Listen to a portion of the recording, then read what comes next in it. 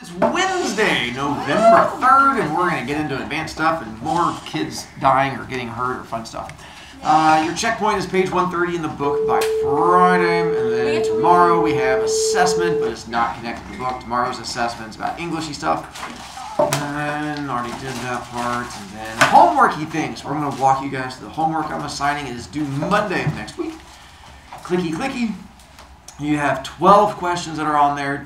10 of them you have to do. You can skip 2 of the questions. They connect to the quiz. So if you keep scrolling down, here's the part below that. So here's the new bonusy thing that's added into it.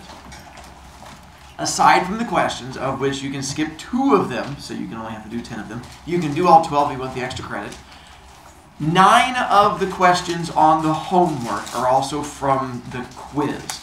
And so the idea was to try and help you guys out ahead of time on the quiz by giving you the questions before you take the quiz. If you turn in the homework before we take the quiz, meaning by 8 a.m. on Friday, I give you extra credit. Or not extra credit, extra B points. So you get 3 extra B points for turning the homework in early, showing me that you have then prepared yourself for the quiz. That was an idea given to me by students. Well, one, the idea of being able to have the questions ahead of time, I said, sure. And then the idea of being able to skip questions, that was probably my idea. But then on this one, the idea of getting extra credit or extra B points if you turn it in early, that came from students. The other part is, if you do well on quiz and get a 26 out of 28 or higher, you don't have to answer the questions. You just take a screenshot of your score and you can submit that instead. Because the other argument that was put forth is we shouldn't have to do homework if we can prove that we know the information. I said that's a good point. So if you get a 26 or higher on the quiz, you just submit the screenshot and you don't have to answer the questions. But here's where it gets fun. The best way and the easiest way to get a 26 out of 28 is by doing the homework, because I give you the questions ahead of time. But then you already did the homework, so then you don't need to put the screenshot in there because you've already done it. This is my way of entertaining myself by torturing kids by saying you get to get out of the homework, but the best way to get out of the homework is by doing the homework. If that confuses you, my answer is just do the homework and you'll be good to go, and that solves the problem. Questions aside from I'm confused? Yeah. Omar, is it about eating an ice cream? No. Bro, you didn't eat like any of it. Alright, so then that, you can now put iPads away and we get to move on to learning about kids and deathies and fun stuff like that.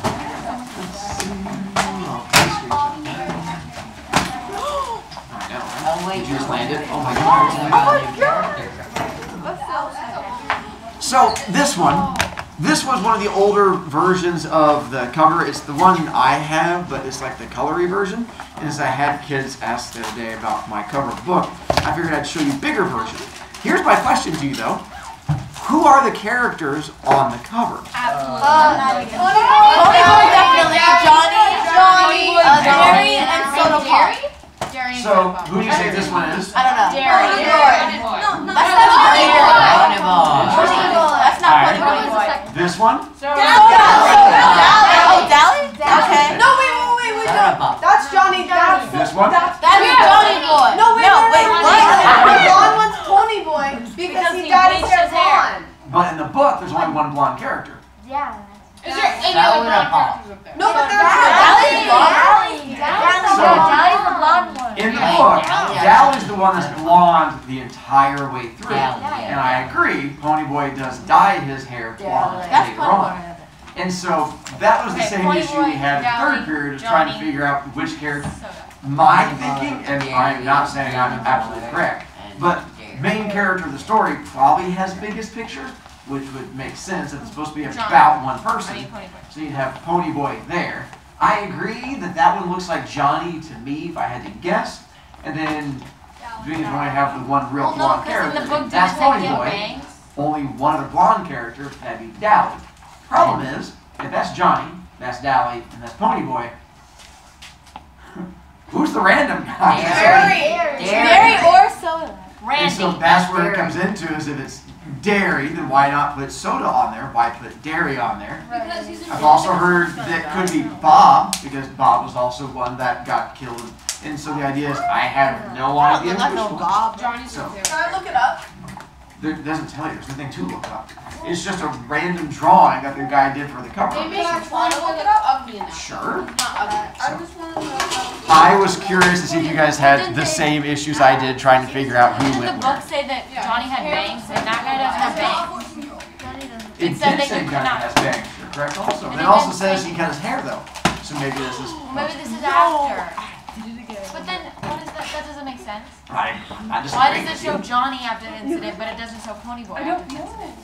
Why does it show a city when most of it takes place in little houses or out in the woods? I don't know. I don't know either. Why does someone keep throwing a water bottle in the air trying to lose? These are all good questions. What? That loses me toy? Mamel. It Try to have fun. on.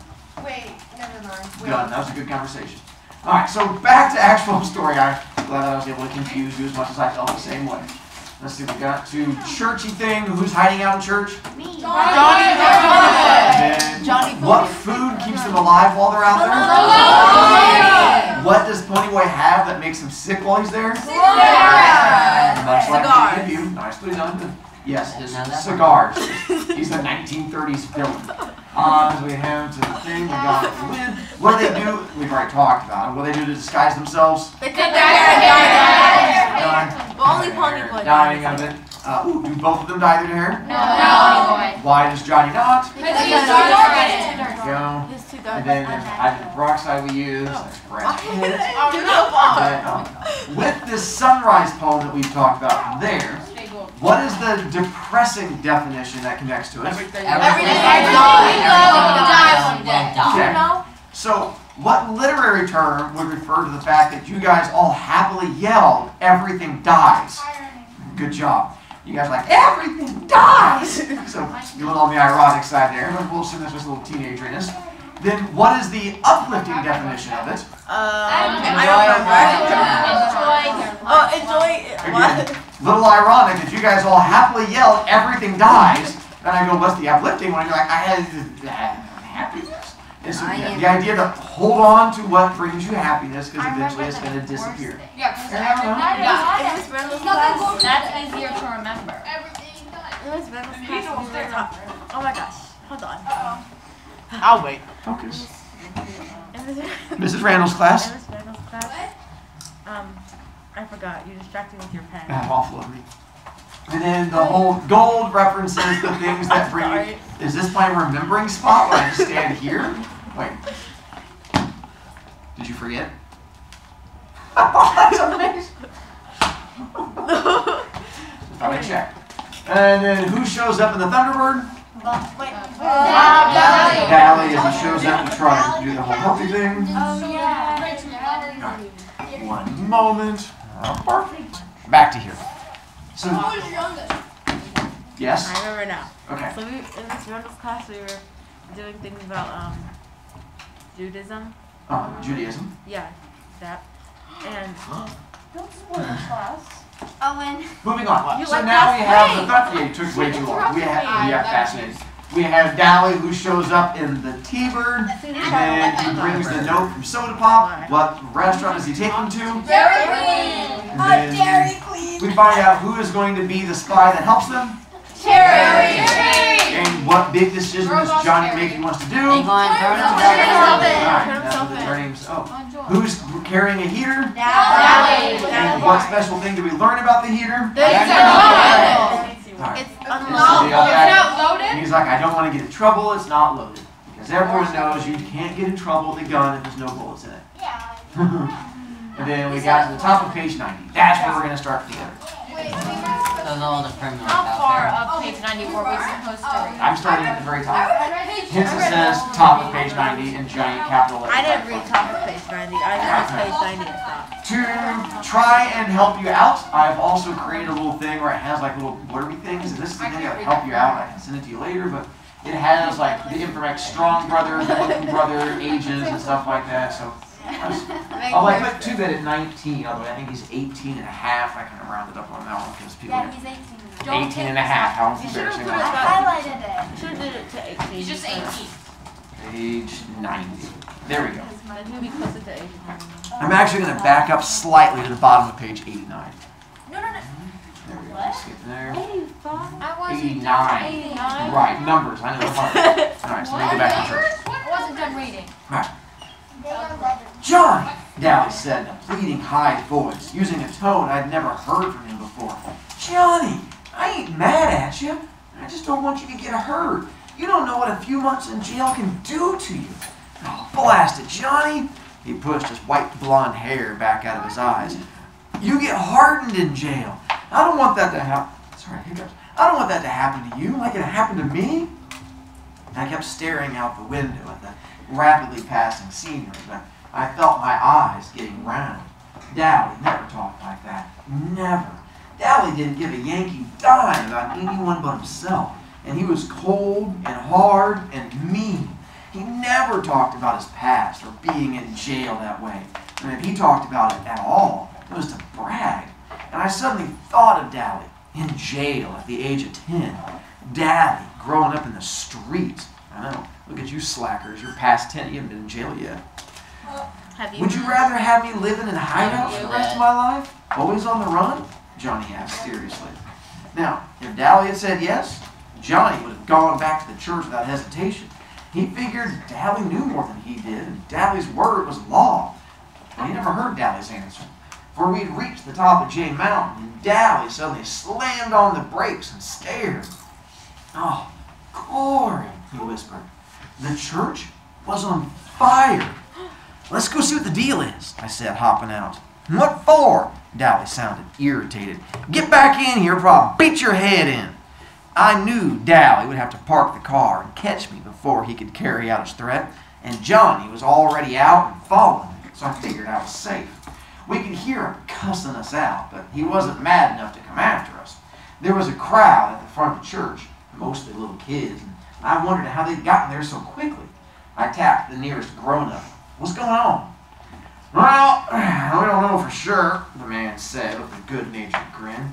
We were having a school picnic up here, and the first thing we knew, the place is burning up. Thank goodness this is a wet season, and the old thing's worthless anyway.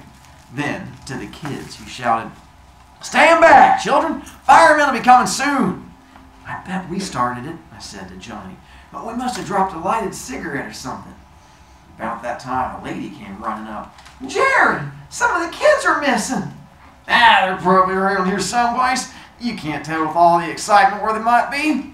No, she shook her head. They've been missing for at least a half an hour. And I thought they were climbing the hill. Then we all froze. Faintly, just faintly. You could hear someone yelling, and it sounded like it was coming from inside the church. The woman went white. I told them not to play in the church. I told them. She looked like she was going to start screaming, so Jerry shook her. I'll get him. Don't worry. I started at a dead run for the church, and the man caught my arm. I'll get him. You kids stay out. I jerked loose and ran on. All I could think was, we started it. We started it. We started it. Quick pause there.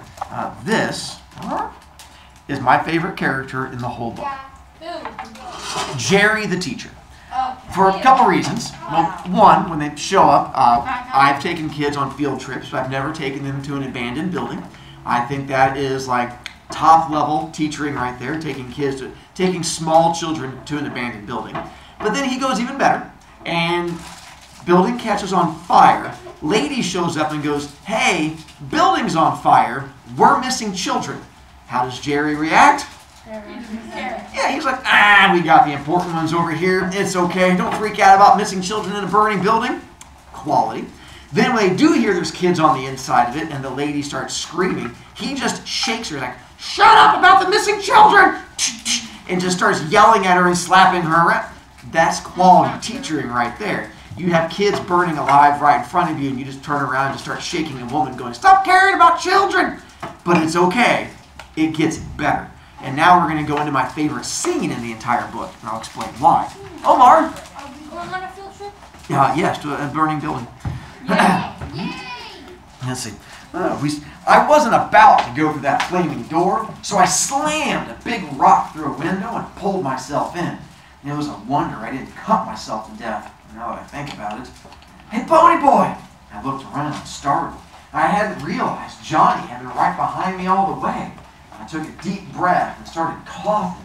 The smoke filled my eyes and they started watering. Is that guy coming? Johnny shook his head. Window stopped him. Too scared? Nah. Johnny gave me a grin. Too fat. I couldn't laugh because I was scared I'd drown in the smoke. The roar and crackling was getting louder, and Johnny shouted the next question. Where's the kids? Quick pause again. With that whole him not coming in, here's how my imagination works. Have you guys ever seen this cartoon called Winnie the Pooh? Yeah. He tries to jump into the little tree, and his butt gets stuck, and little feet are... Yeah. So this is what I imagine with Jerry when he's like trying to jump in there. Like it just imagines instead of like it's a hole, it's a giant burning church. He's like, and little Jerry spears. I'm gonna let that image just sit there in front of you. Okay. All right. Where's the kids? In the back, I guess. I hollered, and we started stumbling through the church. I should be scared, I thought, with an odd detached feeling, but I'm not. The cinders and embers began falling on us, stinging and smarting like ants. Suddenly, in the red glow and the haze, I remembered wondering what it was like in a burning ember, and I thought, now I know. It's a red heck. Why aren't I scared? We pushed open the door to the back room, found 4 or 5 little kids, about 8 years old or younger, huddled in a corner. One was screaming his head off, and Johnny yelled, "Shut up, we're going to get you out!" And the kid looked surprised and quit hollering. I blinked myself. Johnny wasn't behaving at all like his old self. He looked over his shoulder and saw the door was blocked by flames. He pushed open the window and tossed out the nearest kid. I caught one quick look at his face. It was red marked from fallen embers and sweat streaked. He grinned at me. He wasn't scared either. That was the only time I can think of when I saw him without that defeated, suspicious look in his eyes. He looked like he was having the time of his life. I picked up a kid, and he promptly bit me. But I leaned out the window and dropped him as gently as I could, being in a hurry like that. A crowd was there by that time. Dally was standing there, and when he saw me, he screamed, "For Pete's sake, get out of there! That roof's going to cave in any minute! Forget those blasted kids!" I didn't pay any attention, although pieces of the old roof are crashing down too close for comfort. I snatched up another kid, hoping he didn't bite, and dropped him without waiting to see if he landed okay or not. I was coughing so hard I could hardly stand up. I wished I had time to take off Dally's jacket. It was hot. We dropped the last of the kids out as the front of the church started to crumble. Johnny shoved me toward the window. "Get out!" I leaped out the window and heard timber crashing and the flames roaring right behind me. I staggered, almost falling, coughing and sobbing for breath. Then I heard Johnny scream. As I turned to go back for him, Dally swore at me and clubbed me across the back as hard as he could, and I went down into a peaceful darkness. That's my favorite scene. So here's why. One, when they first go in there and the kids are freaking out, how does Johnny calm them down? Shut up, I'm teaching! And so yes, he screams in their face, and that's solid teaching right there. You just scream at children and it fixes everything. Then, when they pick up the kids, what does the kid do to Ponyboy? So, I showed you my Winnie the Pooh imagination. Here's my other one, coming from growing up on cartoons. And so, I imagine when he picks the kid up, it's sort of like the little fish, like on the end of it, and he's like swinging the fish around, and like he's like trying to get rid of like a piranha. But imagine it's just like a child hanging on to the end of your hand, and then you got to like pull it off. Then, my favorite part, how do you save the children? Do you understand how many children I would save if all I had to do was throw them out windows? It doesn't matter what floor I'm on, I'd be saving kids just left and right. Just going around, just chucking kids out windows. I'd be like, I'm going to save this one. I'm going to save this one. And I would chuck every kid I found, just saving them. Yelling at kids and chucking them out windows. It's like a teacher dream come true. And then my last favorite part, Ponyboy gets out and his jacket's on fire. How does Dally put out the fire? Punches him. So again, if I could save children by throwing them out windows and punching them, teacher dreams. Someday I hope to be in a room full of burning children. I'd be like, My dreams come true! Come here, children. It's time to save you. I'm not gonna be in that room. Throw. Back. Throw. What windows? There better be people. Well, listen. Everything's a window if you throw hard enough. You just had to I'm not giving up to that kid's on the other side. I'm not a quitter. If one of those Yeah, kids that bit kid me, might I have would some throw broken them bones, directly though. into the fire. They're also going to be talking about the beams here in a moment. These are the beams they're referring to. They're going to talk about in a moment coming up, so I don't have to stop again. They're going to talk about the beams being on fire. They said beans. When I came to, I was being bounced around. I ached, smarted, and wondered dimly where I was. I tried to think, but there was a high-pitched screaming going on. I couldn't tell whether it was inside my head or out. And then I realized it was a siren. The fuzz, I thought dully. The cops had come for us. I tried to swallow and groaned and wished wildly for soda. Someone with a cold, wet rag was gently sponging off my face. Then a voice said, "I think he's coming around." I opened my eyes. It was dark. I'm moving, I thought. Are they taking me to jail? Where? I said hoarsely, not able to get anything else out of my mouth. My throat was sore and I blinked at the stranger sitting beside me, but he wasn't a stranger. I'd seen him before. "Take it easy, kid. You're in an ambulance." "Where's Johnny?" I cried, frightened at being in the car with strangers. "And Dallas?" "They're in the other ambulance right behind us. Just calm down. You're going to be okay. You just passed out." "I didn't either," I said in the bored, tough voice reserved for strangers and cops. "Dallas hit me. How come?" "Because your back was in flames. That's why." I was surprised. It was? Golly, I didn't feel it. It don't hurt. Well, we put it out before you got burned. That jacket saved you from a bad burning. And maybe saved your life. You just keeled over from smoke inhalation and a little shock. And of course, that slap on the back didn't help much. I remember who he was then. Jerry, somebody or other, who was too heavy to get in the window. He must be... You're all thinking of Boo Bear, aren't you? He must be a school teacher, I thought. The best school teacher to ever exist. Oh, are you taking us to the police station? I was still a little mixed up as to what was coming off. The police station? It was his turn to be surprised. What would we want to take you to the police station for? We're taking all three of you to the hospital. I let his first remark slide by. Are Johnny and Dally all right? Well, which one's which? Johnny has black hair and Dally's the me-looking one. He studied his wedding ring. Maybe he's thinking about his wife, I thought. I wish he'd say something. We think the toe-headed is a slang for blonde. We think the toe-headed kid's going to be all right. He burned one arm pretty badly, though, trying to drag the other kid out the window. Johnny? I don't know about him. A piece of timber caught him across the back. He might have a broken back. He was burned pretty severely. He passed out before he got out the window. They're giving him plasma now. He must have seen the look on my face because he hurriedly changed the subject. I swear, you three are the bravest kids I've seen in a long time. First you and that black-haired kid climbing in that window, and then that tough-looking kid going back in to save him. Whew. Mrs. O'Brien, I think you were sent straight from heaven. Or are you just professional heroes or something? Sent from heaven? Had he gotten a good look at Dallas? No, we're greasers, I said. I was too worried and scared to appreciate the fact that he was trying to be funny. You're what? Greasers. You know, like hoods, JDs. JD's a juvenile delinquent, a kid that gets arrested. Johnny's wanted for murder.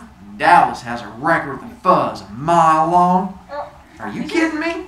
Jerry stared at me as if he thought I was still in shock or something. I'm not. You take me to town, find out pretty quick.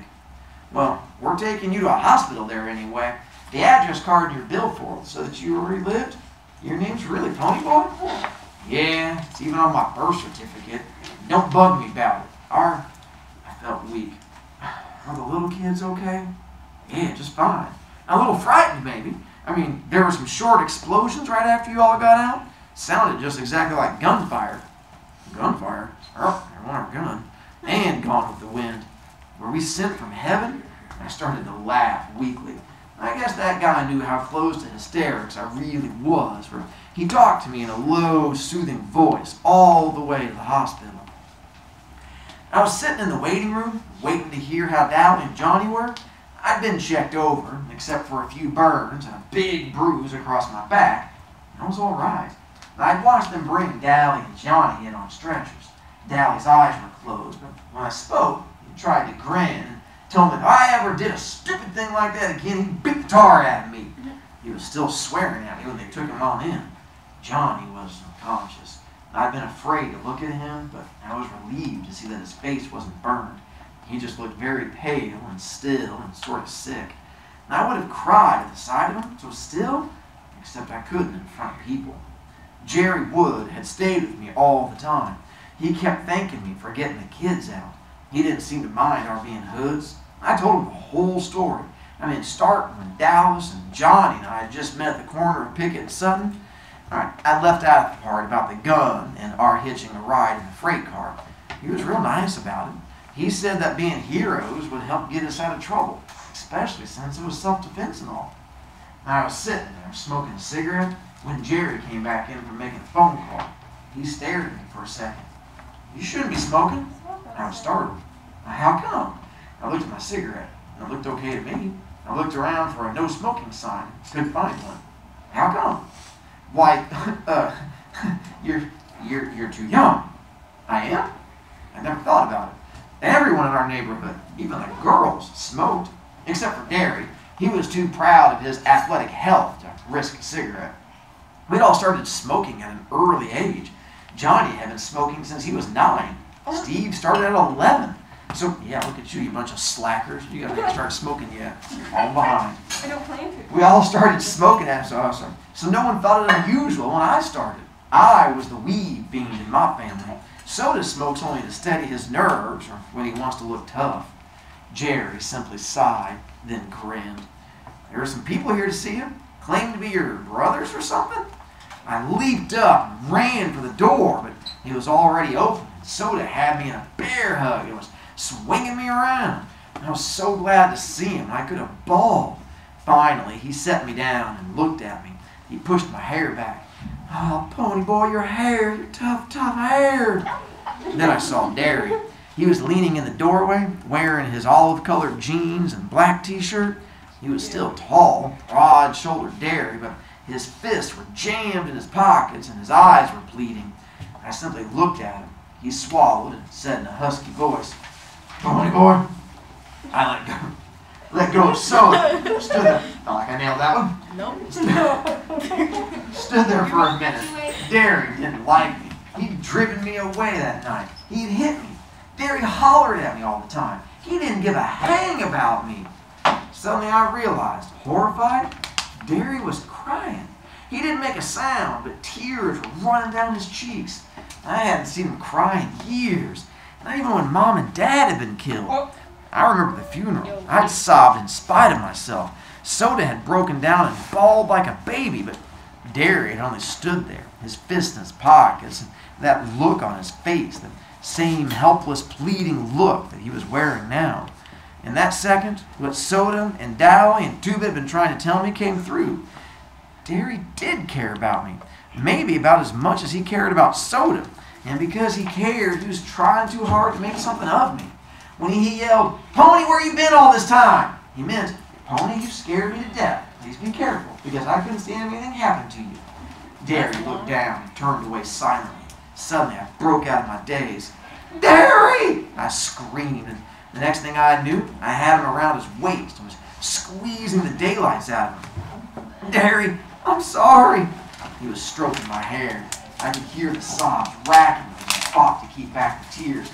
"Oh, Pony, I thought we lost you, like we did Mom and Dad." That was his silent fear then, of losing another person he loved. I remembered how close he and Dad had been, and I wondered how I ever could have thought him hard and unfeeling. I listened to his heart pounding through his t-shirt and knew everything was going to be okay now. I'd taken the long way round, but I was finally home to stay. And there I'll stop with you. I have no idea. If only there were giant letters literally right in front of you. That's fine, you don't have to be... What, sass a child? But you're not a child. No, I'm not. I said sass of child. You're far from a child. I'm well agreeing with you. I was not the one I was referring to.